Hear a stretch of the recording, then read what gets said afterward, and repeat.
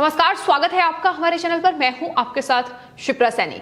Delhi high court से राहुल गांधी को बड़ा झटका लगा है। रेप पीड़िता के परिवार की फोटो शेयर करने पर ट्विटर ने राहुल गांधी पर बड़ी कार्रवाई की है। कांग्रेस की घटिया पॉलिटिक्स एक बार फिर से बेनकाब हुई है।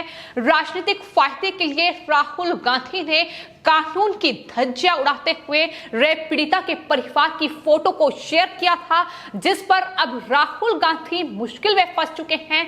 दिल्ली हाईकोर्ट से बड़ा झटका लगा है, तो वहीं दूसरी ओर अवैध मजार के खिलाफ आवाज उठाने वाले हिंदू युवक को धक्का देने वाले एसएचओ सीपी भारद्वाज को भी सस्पेंड कर दिया गया है। तो ये बड़े मामले हैं जो सामने आए हैं, लेकिन सबसे पहले बात कांग्रेस नेता राहुल गांधी की करेंगे, जिन्हें कानून का भी ज्ञान नहीं है, लेकिन प्रधानमंत्री और देश के तमाम दूसरे लीडर्स को वो ज्ञान बांटते हैं। लेकिन राहुल गांधी ने किस तरीके से एक 9 साल की मासूम के साथ रेप हुआ, सामूहिक बलात्कार किया गया, उसके बाद हत्या का मामला सामने आया, लेकिन राहुल गांधी ने इस कृत्य में भी अपना राजनीतिक लाभ ढूंढ लिया। और इतना ही नहीं, उस पीड़िता के परिवार की, उनके माता पिता की फोटो को ट्विटर पर साझा कर दिया और राहुल गांधी उसके बाद मुश्किल में फंस चुके हैं। अब दिल्ली हाईकोर्ट में इस पूरे मामले में सुनवाई हुई है।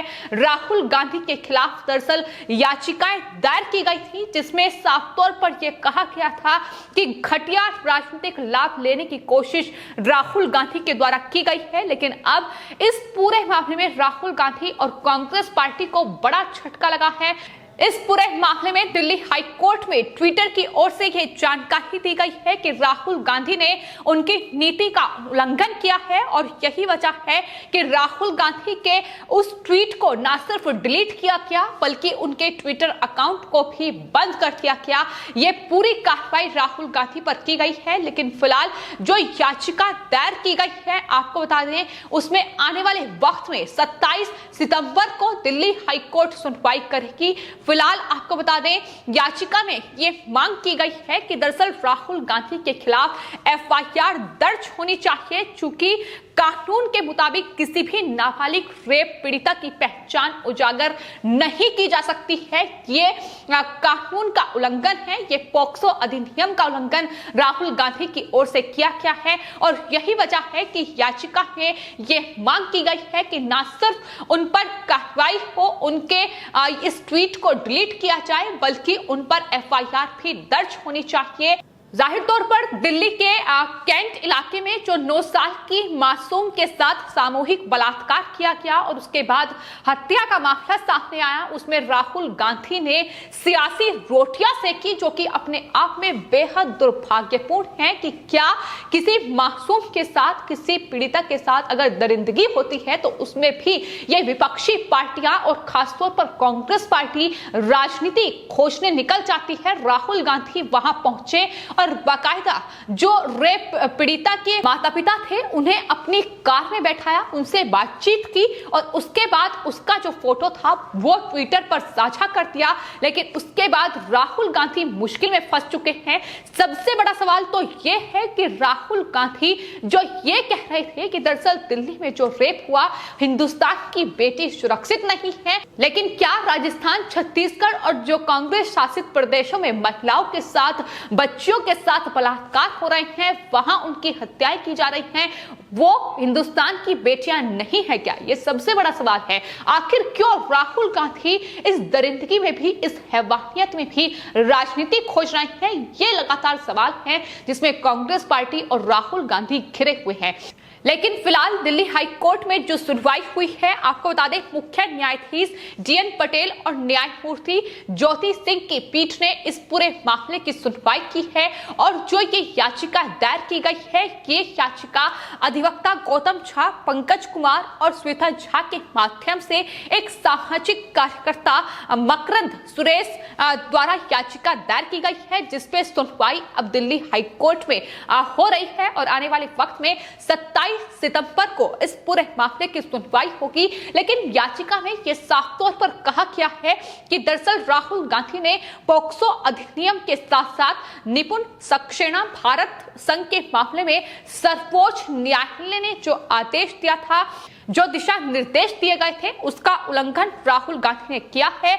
उनके जो ट्वीट है, उनकी जो पोस्ट है, उसे सोशल मीडिया प्लेटफॉर्म से डिलीट किया जाए।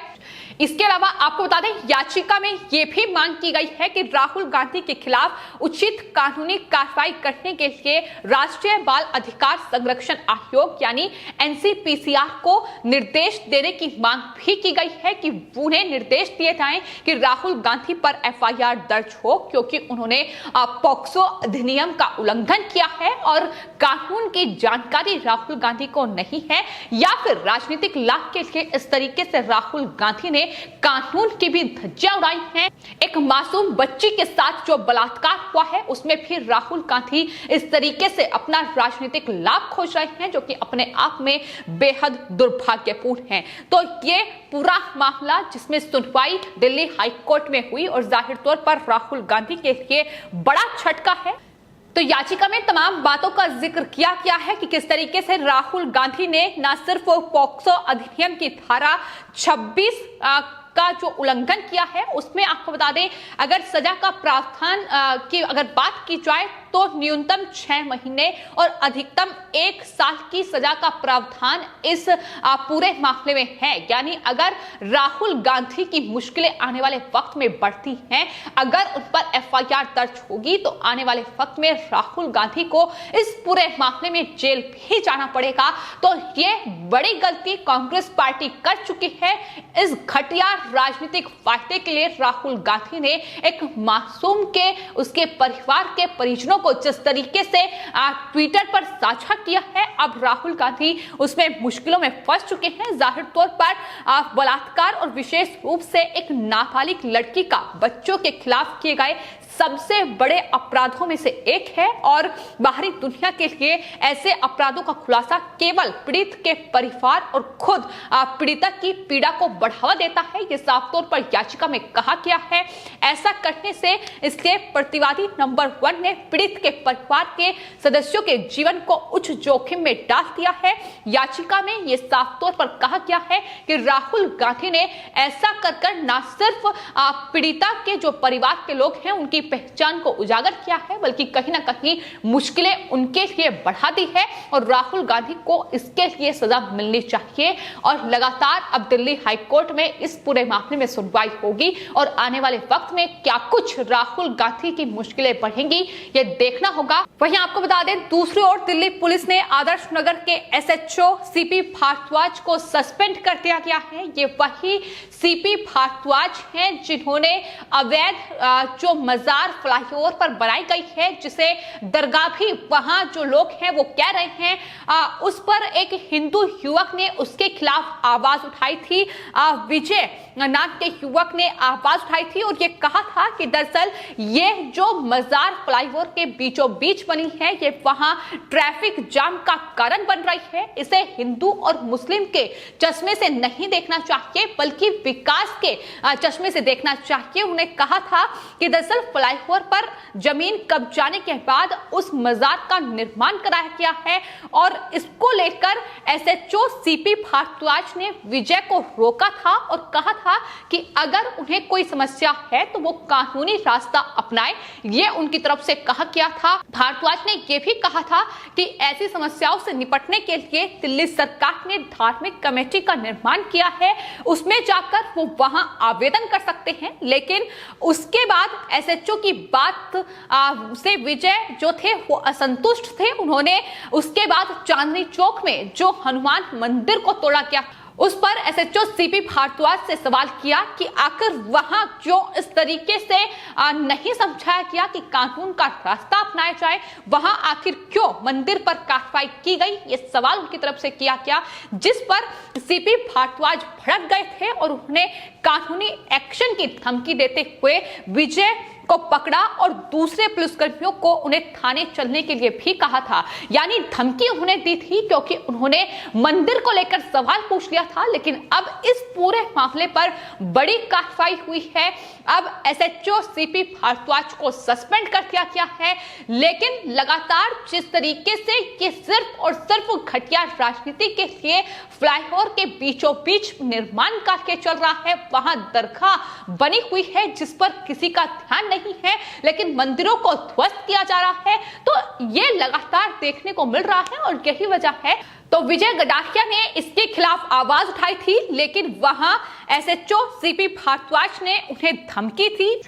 इसके बाद आपको बता दें, एसएचओ को आईपीसी की धाराओं के अंतर्गत गिरफ्तार करने की बात कहते भी सुना गया था। वो वीडियो सामने आई थी बाकायदा, जिसमें वो विजय को धमकी दे रहे हैं। तो ये है सीपी भारद्वाज, जिन पर अब बड़ी कार्रवाई हुई है, उन्हें सस्पेंड कर दिया गया है।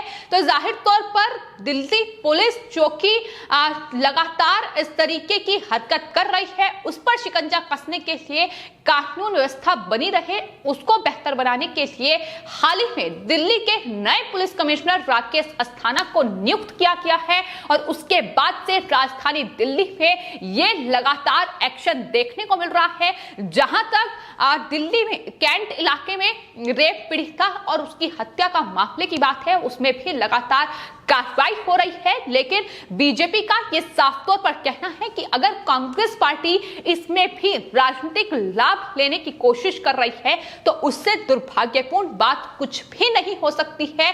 अब इतने निम्न स्तर तक कांग्रेस पार्टी गिर चुकी है कि इस तरीके से अब रेप पीड़िता के परिवार के जो फोटो है वो सोशल मीडिया पर साझा की जा रही है, जो कि अपने आप में दुर्भाग्यपूर्ण है। लेकिन आने वाले वक्त में इस पूरे मामले में राहुल गांधी की मुश्किलें बढ़ सकती हैं। फिलहाल आपके इस पूरे मामले पर क्या राय है, हमें कमेंट बॉक्स में जरूर लिखें और चैनल को सब्सक्राइब करें। धन्यवाद।